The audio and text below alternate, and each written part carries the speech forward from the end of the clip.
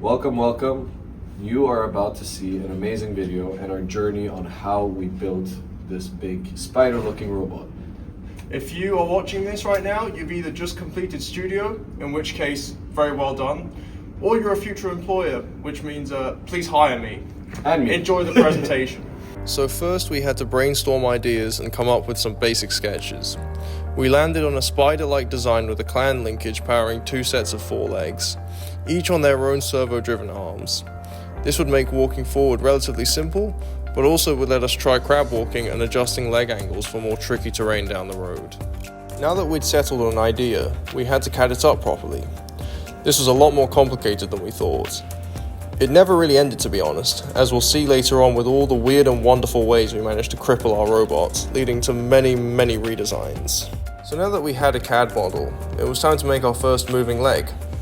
We got our parts 3D printed relatively easily, and we had a moving mechanism. I would have probably made like the constraints. No way!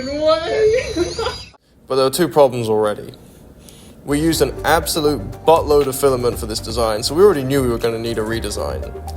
Then we had a much more embarrassing issue. The main gears were rotating around regular bolts, so if we moved the linkage one way it would screw in and seize up, and when we ran it in the other direction it would screw itself apart. So yeah, that was poor form from us. But even though we had a working leg on paper, it was back to the drawing board. So this neatly brings us onto our next milestone. While we were redesigning our legs, we also had to get the rest of the robot built. Now this was a lot more painless than the complicated gear train of the legs, thank God, because we were more than occupied fighting against these godforsaken linkages. Unsurprisingly, what we thought was an easy 1 hour assembly became a 5-hour war of attrition. So now onto the big one. Can it walk? Or will it fall apart like my last IKEA set?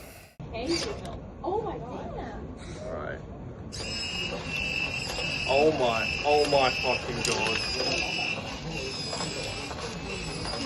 As a great man once said, great success. Nah, not really. Oh my fucking...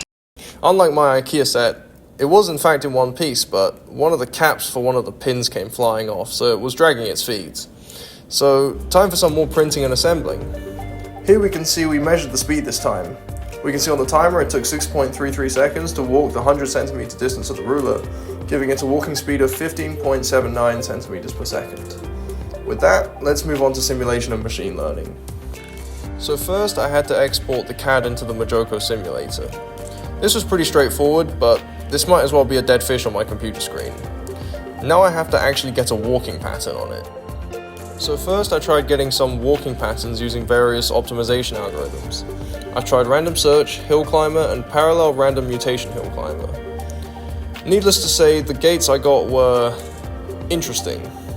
But that's fine, we just moved on to something more interesting and promising, reinforcement learning. Right, so I've used RL to get some parameters in simulation for my robot.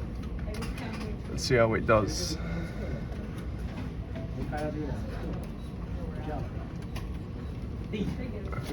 So if I do sim to real for this, do I get a PhD?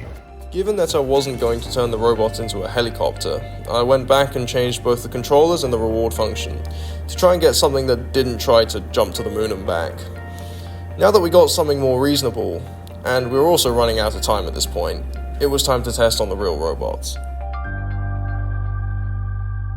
Right, last ditch attempt to get RL walking on the actual robot, because the deadline's coming up and we're running out of time.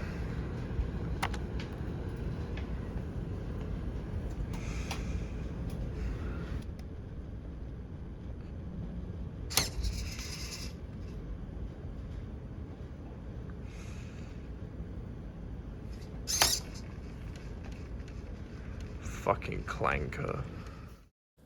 Right, so that wasn't exactly a great success, but that's okay. Even though we struggled with sim to real, we still had a walking robot that we're very proud of.